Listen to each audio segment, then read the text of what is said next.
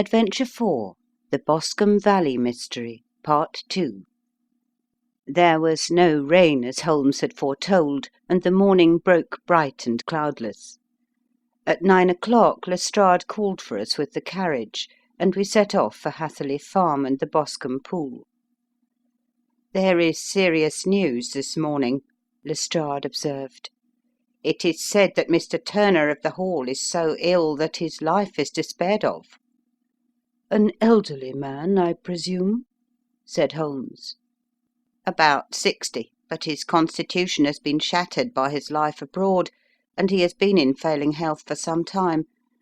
This business has had a very bad effect upon him. He was an old friend of McCarthy's, and, I may add, a great benefactor to him, for I have learned that he gave him Hatherley Farm rent-free." "Indeed, that is interesting," said Holmes. "Oh, yes, in 100 other ways he has helped him. Everybody about here speaks of his kindness to him." "Really? Does it not strike you as a little singular that this McCarthy, who appears to have had little of his own, and to have been under such obligations to Turner, should still talk of marrying his son to Turner's daughter, who is presumably heiress to the estate, and that in such a very cocksure manner, as if it were merely a case of a proposal and all else would follow? It is the more strange since we know that Turner himself was averse to the idea. The daughter told us as much. Do you not deduce something from that?" "Oh, we have got to the deductions and the inferences," said Lestrade, winking at me. "I find it hard enough to tackle facts, Holmes, without flying away after theories and fancies." "You are right," said Holmes demurely.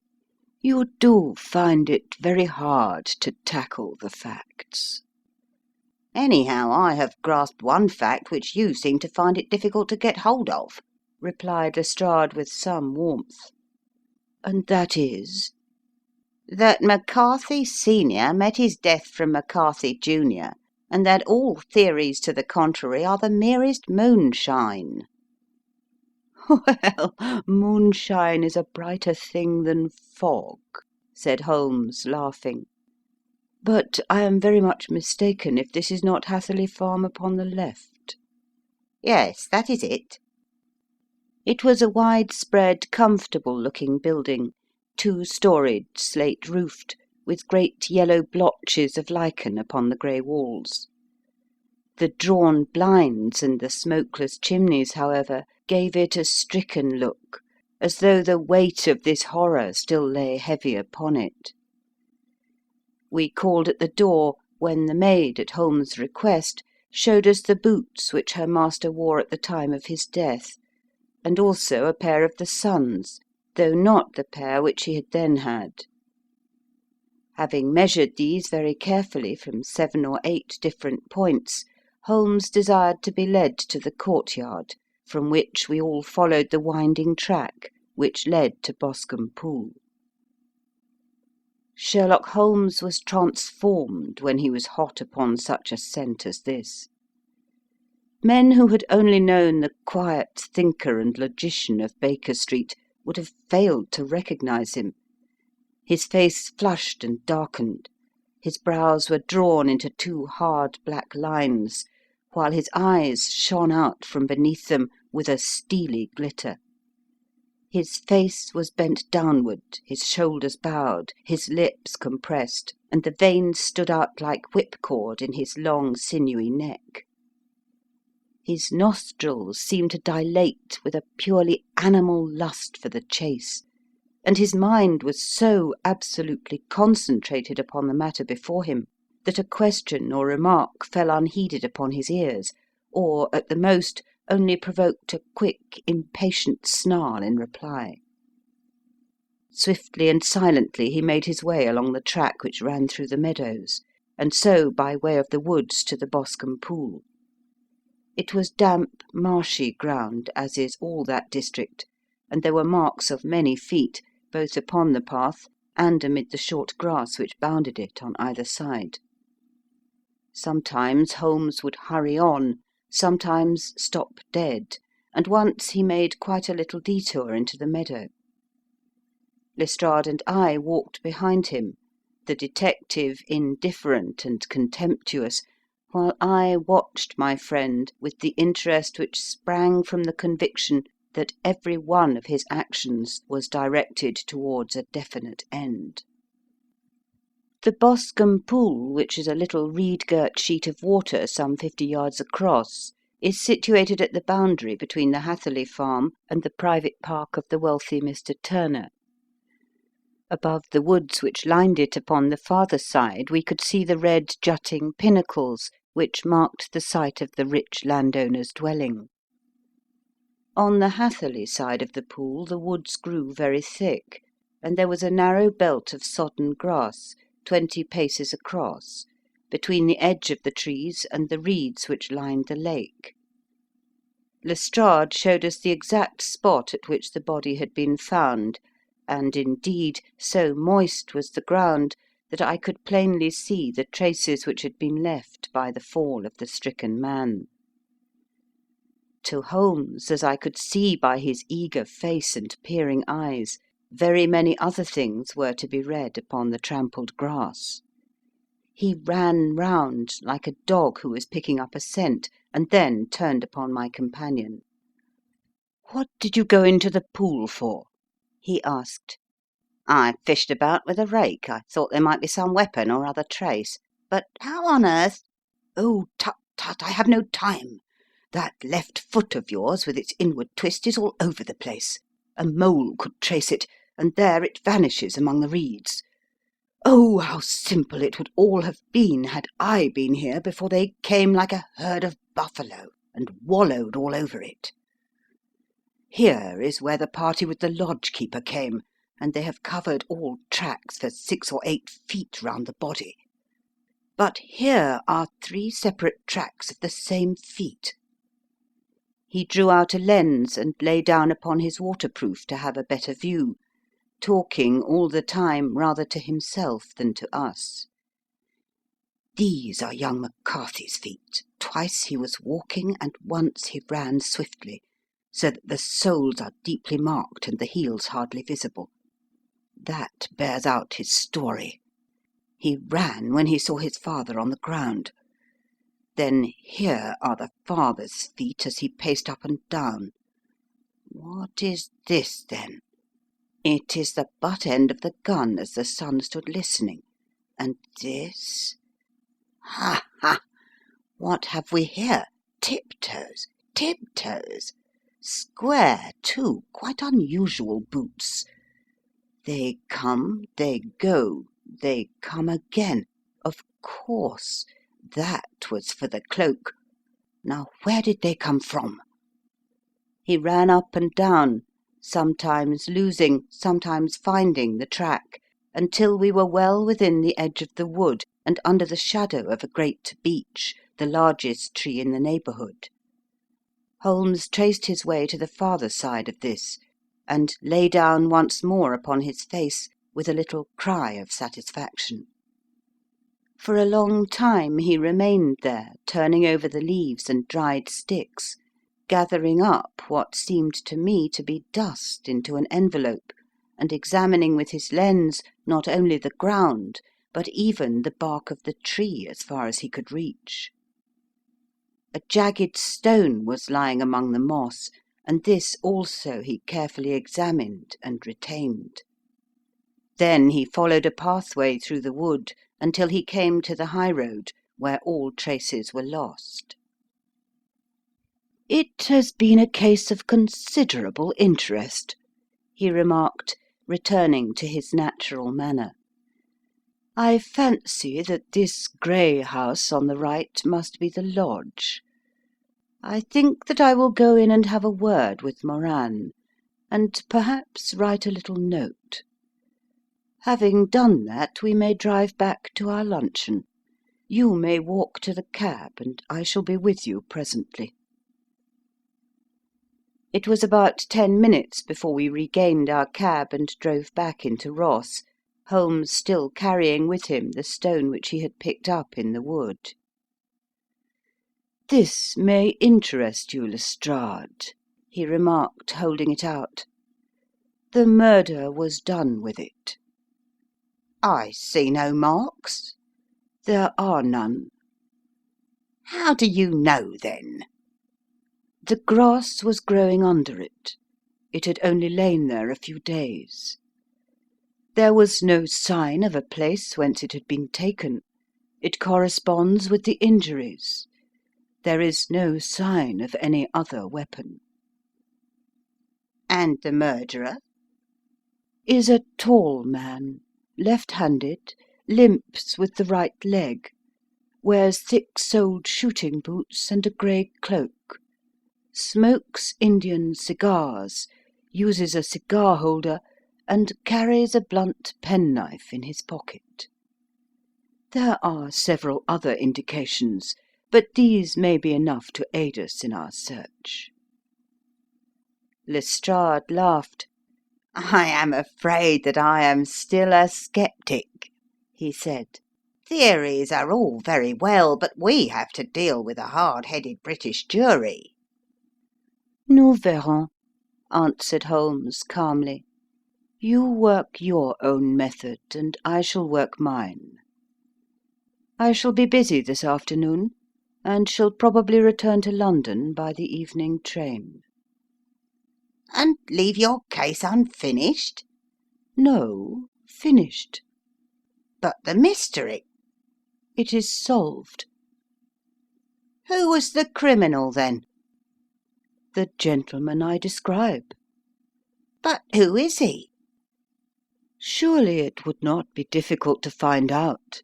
This is not such a populous neighbourhood." Lestrade shrugged his shoulders. "I am a practical man," he said, "and I really cannot undertake to go about the country looking for a left-handed gentleman with a gammy leg. I should become the laughing stock of Scotland Yard." "All right," said Holmes quietly. "I have given you the chance. Here are your lodgings. Good-bye. I shall drop you a line before I leave." Having left Lestrade at his rooms, we drove to our hotel, where we found lunch upon the table. Holmes was silent and buried in thought, with a pained expression upon his face, as one who finds himself in a perplexing position. "Look here, Watson," he said when the cloth was cleared. "Just sit down in this chair, and let me preach to you for a little. I don't know quite what to do, and I should value your advice. Light a cigar and let me expound." "Pray do so." "Well now, in considering this case, there are 2 points about young McCarthy's narrative which struck us both instantly, although they impressed me in his favour and you against him. One was the fact that his father should, according to his account, cry cooee before seeing him. The other was his singular dying reference to a rat. He mumbled several words, you understand, but that was all that caught the son's ear. Now, from this double point our research must commence, and we will begin it by presuming that what the lad says is absolutely true." "What of this cooee, then?" Well, obviously it could not have been meant for the son. The son, as far as he knew, was in Bristol. It was mere chance that he was within earshot. The cooee was meant to attract the attention of whoever it was that he had the appointment with. But cooee is a distinctly Australian cry, and one which is used between Australians. There is a strong presumption that the person whom McCarthy expected to meet him at Boscombe Pool was someone who had been in Australia. "What of the rat, then?" Sherlock Holmes took a folded paper from his pocket and flattened it out on the table. "This is a map of the colony of Victoria," he said. "I wired to Bristol for it last night." He put his hand over part of the map. "What do you read?" "A rat," I read. "And now?" He raised his hand. "Ballarat." "Quite so. That was the word the man uttered, and of which his son only caught the last two syllables. He was trying to utter the name of his murderer, so and so of Ballarat." "It is wonderful!" I exclaimed. "It is obvious. And now, you see, I had narrowed the field down considerably. The possession of a grey garment was a third point, which, granting the son's statement to be correct, was a certainty. We have come now out of mere vagueness to the definite conception of an Australian from Ballarat with a grey cloak." "Certainly." "And one who was at home in the district, for the pool can only be approached by the farm or by the estate, where strangers could hardly wander." "Quite so." Then comes our expedition of to-day. By an examination of the ground, I gained the trifling details which I gave to that imbecile Lestrade as to the personality of the criminal." "But how did you gain them?" You know my method. It is founded upon the observation of trifles. "His height I know that you might roughly judge from the length of his stride. His boots, too, might be told from their traces." Yes, they were peculiar boots." "But his lameness?" The impression of his right foot was always less distinct than his left. He put less weight upon it. Why? Because he limped. He was lame." "But his left-handedness?" You were yourself struck by the nature of the injury, as recorded by the surgeon at the inquest. The blow was struck from immediately behind, and yet was upon the left side. Now, how can that be, unless it were by a left-handed man? He had stood behind that tree during the interview between the father and son. He had even smoked there. I found the ash of a cigar, which my special knowledge of tobacco ashes enables me to pronounce as an Indian cigar. I have, as you know, devoted some attention to this, and written a little monograph on the ashes of 140 different varieties of pipe, cigar, and cigarette tobacco. Having found the ash, I then looked round and discovered the stump among the moss where he had tossed it. It was an Indian cigar, of the variety which are rolled in Rotterdam." "And the cigar holder?" I could see that the end had not been in his mouth, therefore he used a holder. The tip had been cut off, not bitten off, but the cut was not a clean one, so I deduced a blunt penknife. "Holmes," I said, "you have drawn a net round this man from which he cannot escape, and you have saved an innocent human life as truly as if you had cut the cord which was hanging him. I see the direction in which all this points. The culprit is—" "Mr. John Turner," cried the hotel waiter, opening the door of our sitting room and ushering in a visitor. The man who entered was a strange and impressive figure. His slow, limping step and bowed shoulders gave the appearance of decrepitude, and yet his hard, deep-lined, craggy features and his enormous limbs showed that he was possessed of unusual strength of body and of character. His tangled beard, grizzled hair, and outstanding drooping eyebrows combined to give an air of dignity and power to his appearance, but his face was of an ashen white, while his lips and the corners of his nostrils were tinged with a shade of blue. It was clear to me at a glance that he was in the grip of some deadly and chronic disease. "Pray sit down on the sofa," said Holmes gently. "You had my note." Yes, the lodge-keeper brought it up. You said that you wished to see me here to avoid scandal. "I thought people would talk if I went to the hall." And why did you wish to see me? He looked across at my companion with despair in his weary eyes, as though his question was already answered. "Yes," said Holmes, answering the look rather than the words. "It is so. I know all about McCarthy." The old man sank his face in his hands. God help me, He cried. but I would not have let the young man come to harm. I give you my word that I would have spoken out if it went against him at the assizes. "I am glad to hear you say so," said Holmes gravely. I would have spoken now had it not been for my dear girl. It would break her heart. It will break her heart when she hears that I'm arrested.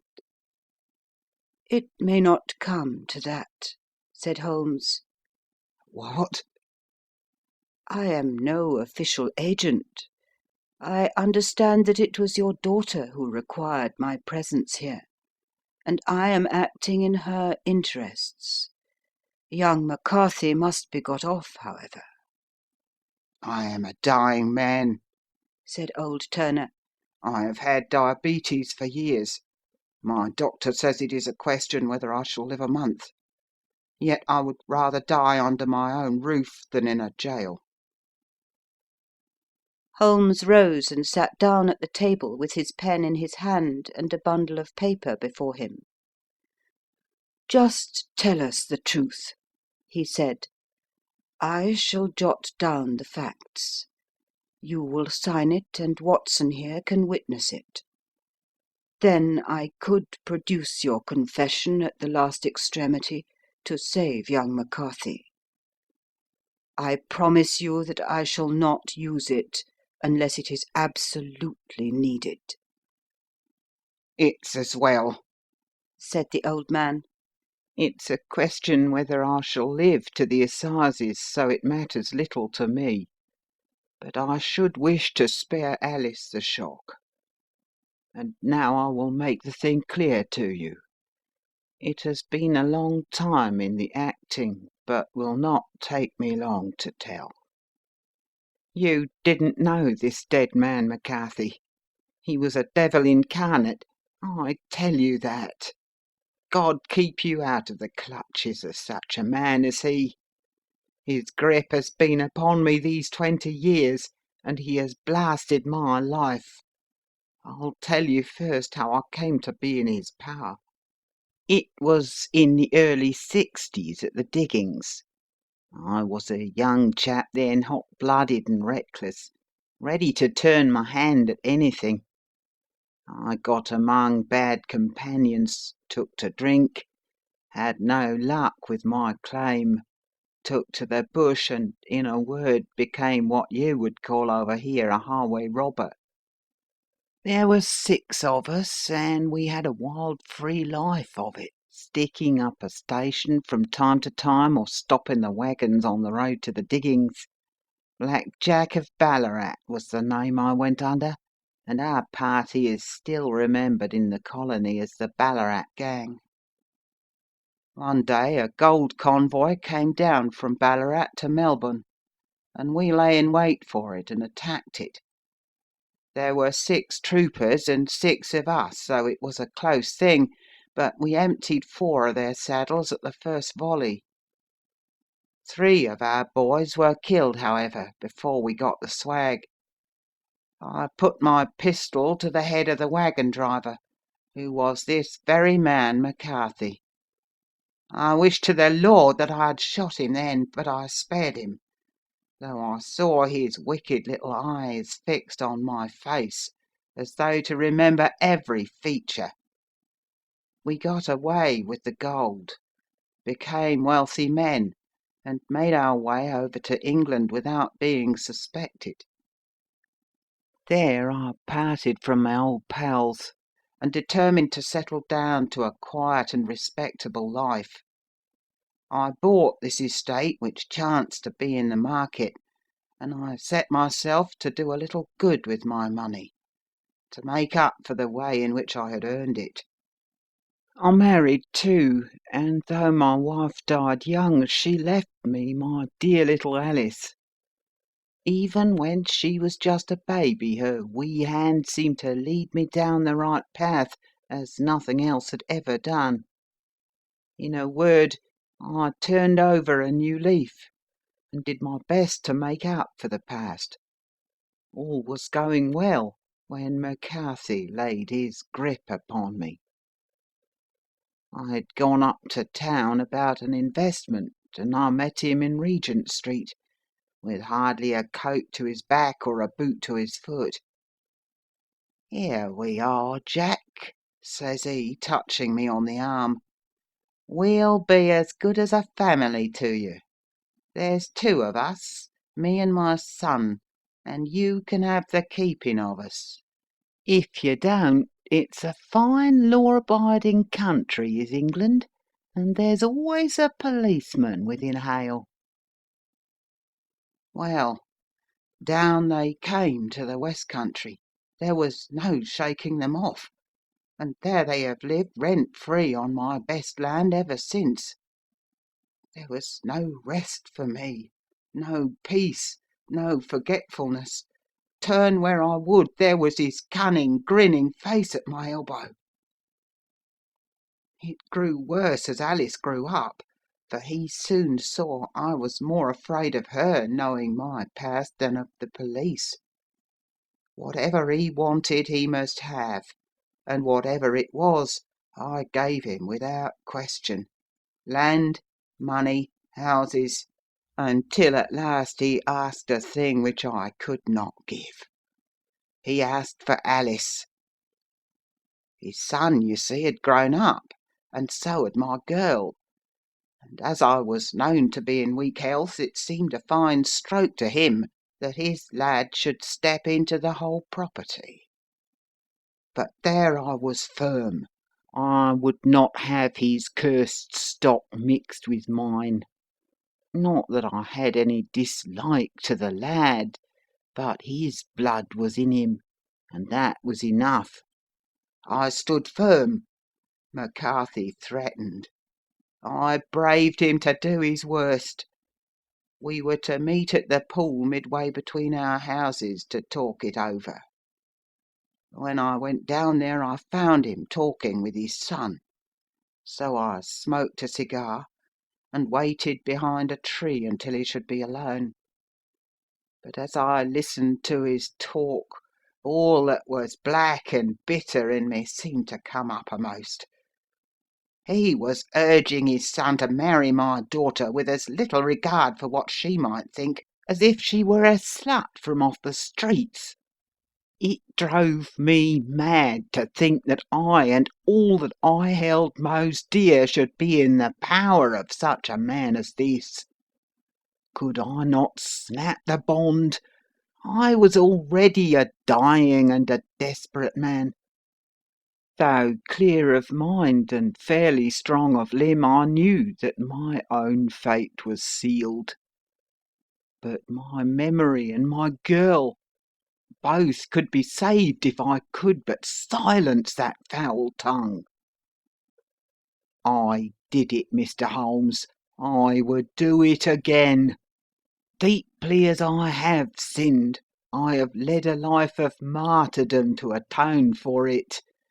but that my girl should be entangled in the same meshes which held me was more than I could suffer. I struck him down with no more compunction than if he had been some foul and venomous beast.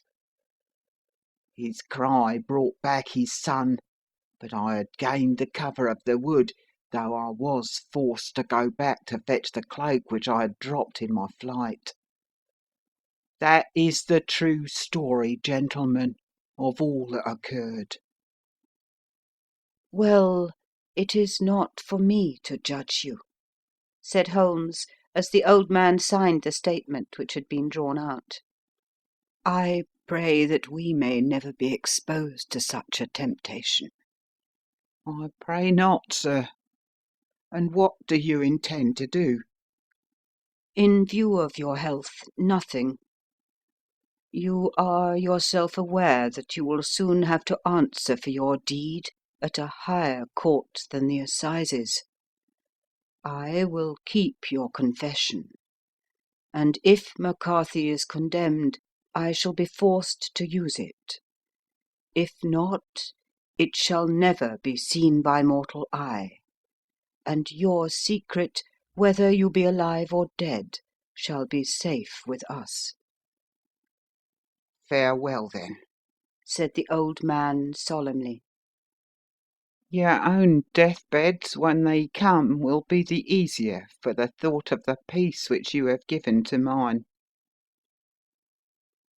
Tottering and shaking in all his giant frame, he stumbled slowly from the room. God help us, said Holmes after a long silence. Why does fate play such tricks with poor helpless worms? I never hear of such a case as this that I do not think of Baxter's words, and say, there but for the grace of God goes Sherlock Holmes. James McCarthy was acquitted at the assizes on the strength of a number of objections which had been drawn out by Holmes and submitted to the defending counsel.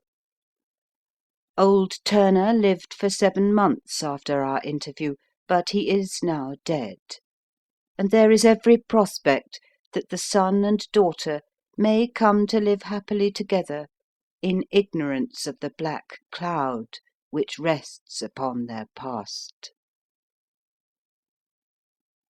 End of Adventure 4, The Boscombe Valley Mystery.